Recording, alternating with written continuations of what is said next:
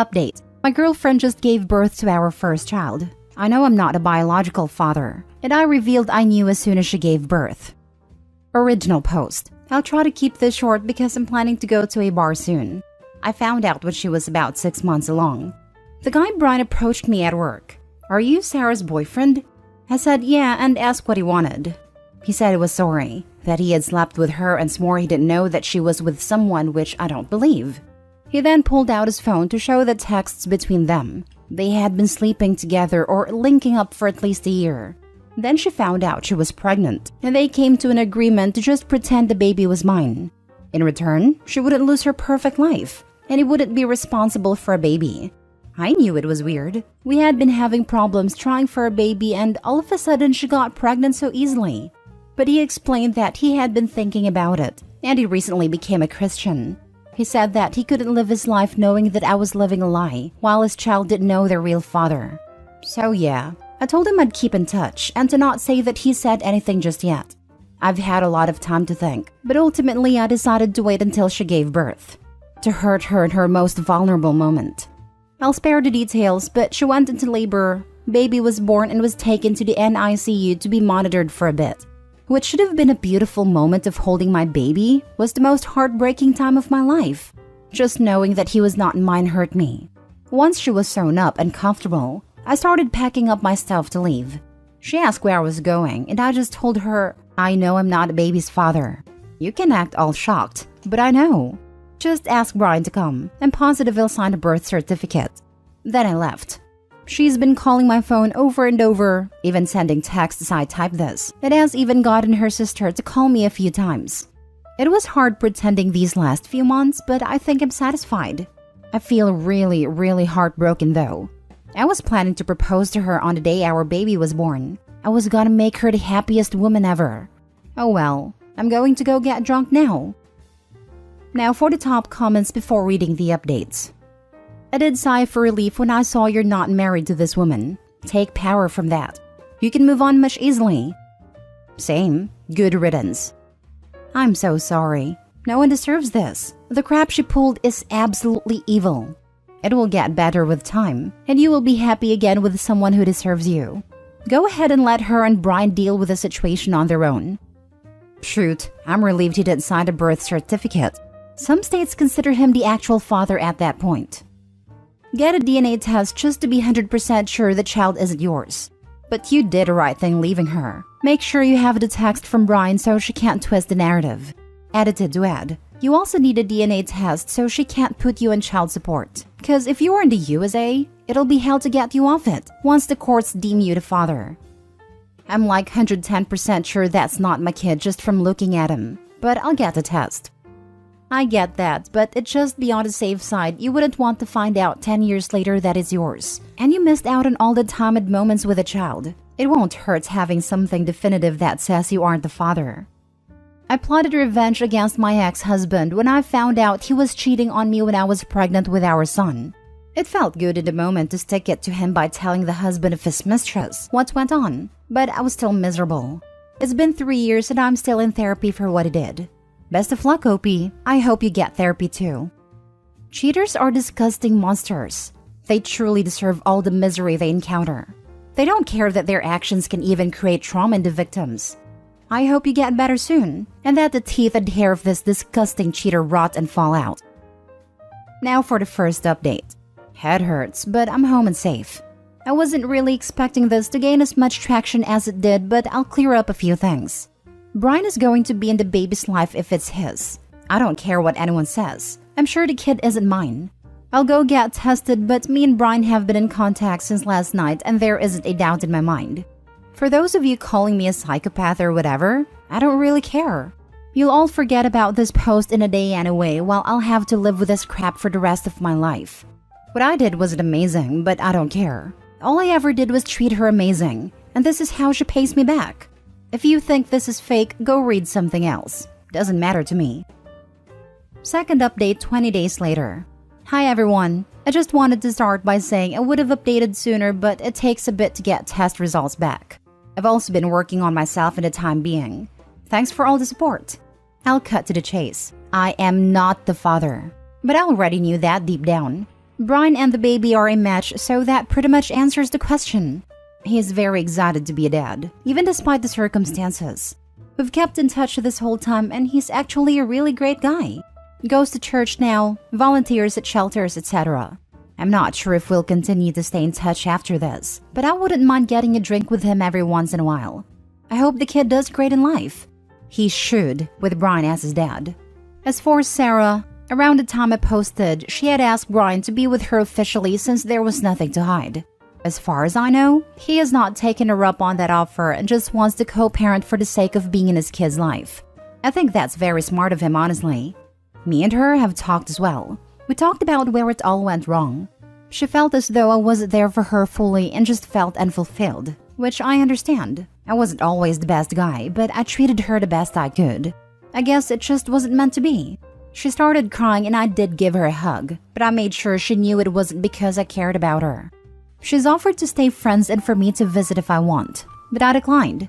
I'm not really interested in keeping up with her and her kid, but I did give her the stuffed animal I was planning to give our kid someday as a gift. She's been staying with her mom and has fully moved out her stuff. She asked me to keep her number, but I blocked her the same day she finished moving out. So it's just me now. I'm not gonna lie, my heart has been super heavy. But I think I'll be okay. There's a cute girl at my work and we've been talking. She's a single mom and has been awesome so far. I explained that I wanted to go slow because of my recent breakup, and she understands. We've hooked up once or twice, nothing serious yet. I just want to be by myself for now, but I'll likely give her a shot when I'm ready. That's it for now. I'm depressed, but I'm working out now at least. I never want to talk to Sarah and will likely never see her again. It sucks because she was such a big part of my life, but that's gone now. Thanks for all the support. I'll answer questions if you guys have more. Edit, just wanted to mention that I still don't feel bad about what I did. I can tell she's still hurting, but I definitely think it's deserved still. You handled that all incredibly well. I'm glad you gave us an update because this internet stranger was concerned and rooting for you. Everything meant for you will find you, and you'll be a great partner and parent if you want one day. Hang in there. Yeah, you did it right. Work on yourself a little now and be yourself. We'll overcome all. Cheer up. Yeah, you got this. We've all been through our fair share of trauma and we always overcome them because we grow and move on. It'll be a long process, but it'll be worth it. I believe in you, and I know for a fact that everything bad happened to you will be compensated in the form of everything good. Good luck. Just felt I should mention though that repeatedly hooking up with a single mom from work is not moving slowly or carefully. If you really want to heal from your last relationship, I'd advise forgoing hookups in favor of being single and hanging out with friends. Also, if you're feeling at loose ends, confused, etc., do a nice single mom a favor by being careful not to give any impression that you're developing feelings for her, if you're honestly not interested in anything lasting. More people say they can do strictly friends with benefits than can actually do it. Yeah, I definitely don't want to add more drama to her life, with her being a mom and everything. I'm interested in her. I just want to focus on getting myself in a good spot so I don't drag crap into my next relationship. The hookups was her idea mostly. She said she was fine with the casual stuff. I'd definitely be honest with her if I completely wanted to stop seeing her or didn't think it would go long term. Just to let you know, her excuse for cheating is so BS. If her needs weren't fulfilled, she should have communicated that instead of lying and waiting to find out if she could get away with cheating or not. OP, you handled this so well. I wish you peace in mind. Yup. Soon as I read that part, I went, oh yeah, she's full of it. I think in a way OP knows this. Now for the last story. Update. Would I be the a-hole for moving away from my disabled boyfriend? Original post. I, 25 female, have been with my boyfriend, 25 male, since we were 19. When we were 23, he was injured in a skiing accident. His injuries were so severe that he was paralyzed from the neck down, that he has been semi-comatose ever since. Other than that, he can do very little. He is no longer there. His body is essentially functioning on autopilot. There are more medical issues, but I do not want to divulge his private information any more than I have to. We were planning to get married, and I still love him very much. Since his accident, he has lived at a hospital and then his parents. We lived together, but our 5th floor apartment was not suitable for his needs, and I worked too much to care for him. His parents live 90 minutes out from our city. I visit 4 out of 5 times a week, sometimes more if I can. It's been a point of contention between his mother and myself that I do not visit every day. I literally cannot do this with the hours I work, and I'm scared I will get in a road traffic accident driving in the dark and icy conditions, as we live in a very snowy, icy state. His family basically lives on a mountain and runs skiing resorts, so the roads are terrifying.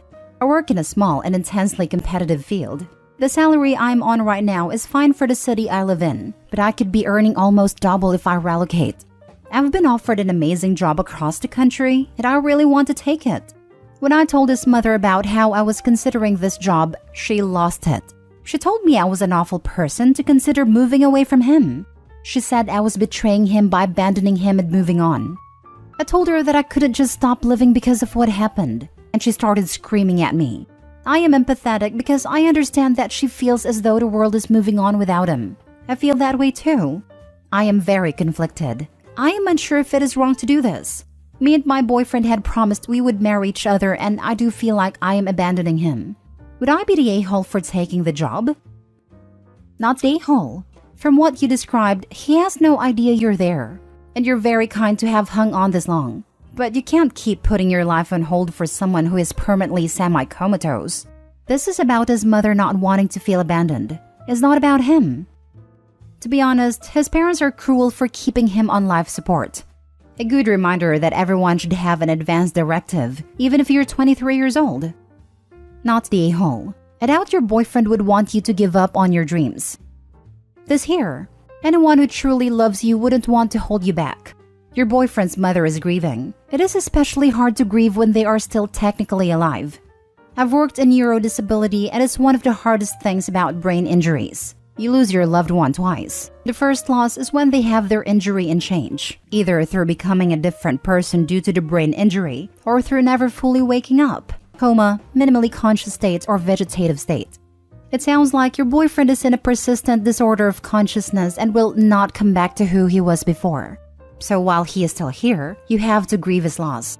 The second loss is when they do eventually pass, which can be fairly quickly or many years from now.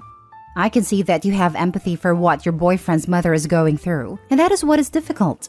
And I imagine there is some guilt from yourself as well, which is completely normal. You planned a life with someone who isn't really there anymore, and now you need to decide what is best for you. Your boyfriend is being taken care of, and if what you need to do for yourself is to move on, then that is what is the right thing to do. I would suggest speaking to a therapist about these feelings before and after any decisions are made, to work through your feelings and the inevitable fallout of any decisions you make. No matter what you chose, there will be issues and difficulties. I wish you all the best, OP. I'm sorry you are having to deal with this loss and having to make such difficult decisions. Not the a-hole. Now for the update. I just would like to update anyone who left a kind comment and might stumble upon the update. That post and the comments and chats I received have pushed me to accept the job. I moved cities January 9th. I start my job January 16th. This is all happening very quickly, but I have realized that I do need to put myself first.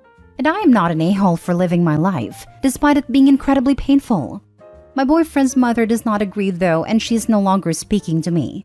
I am not allowed to see my boyfriend, who I guess is no longer my boyfriend and hasn't been for 2 years. I knew this would happen, so I said goodbye to him before I told her. I do not want to repeat what she said to me, however, it was awful. She says I ruined Christmas because I made a decision on the 23rd. But she knew this was possible, and it was a time-sensitive offer. As one commenter said, it was never going to be a good time to do this. On the plus side, her hating me has made it so that I have to leave for this job, and I have no ties here anymore. I may be the a-hole in her eyes, but this is what I need. I am having fleeting moments of regret, but my family and therapist have said that in the 5 days since making this decision, I seem lighter. I am excited for this new chapter. Thank you again for the kind comments. Thank you for the update. You've done nothing remotely wrong. Good luck, OP. You deserve happiness, and I'm certain it's what he would have wanted. OP's not the a-hole, but I'm curious about the extent of her partner's injury.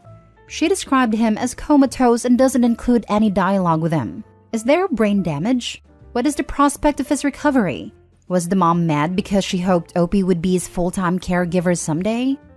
He is paralyzed from the neck down, and his brain is very damaged. His doctors have repeatedly described him as gone. His brain is basically just keeping the body functional enough, and no chance of meaningful recovery. His family pay for in-home nurses at their house. He is well looked after, and they are lucky enough to be able to pay for this indefinitely. She has never tried to give me caregiving responsibilities, but so many people have suggested what you are suggesting. Try to not feel guilty. Your boyfriend is not there anymore, and you have already been grieving for 2 years. It is time to move on, which is what any sane person would advise you to do. Congratulations and good luck with your new job and best wishes for your future. You have done the right thing, and I'm so pleased to hear this update. Your boyfriend would not have wanted you to spend your life doing nothing, going nowhere and not moving on, no matter what his mother says. I hope this is a beautiful new beginning for you. Came to say exactly this. I understand mom is hurt, but she is selfish to expect OP to die inside too. Grief does strange things to us. Her moving on is a signal to the mother that the world is going on without her son, which is hard for grieving parents to accept. My own mom has been through this with every life milestone I go through, due to us losing my sister about a decade ago. OP is still making the right decision by allowing herself to move forward, and her empathetic heart is wonderfully strong. I wish her all the best as she lives her life for herself. For those that are angry at the mother in this story, I suggest you watch Steel Magnolias. It's a movie that does a wonderful job showcasing exactly what parents in these situations go through.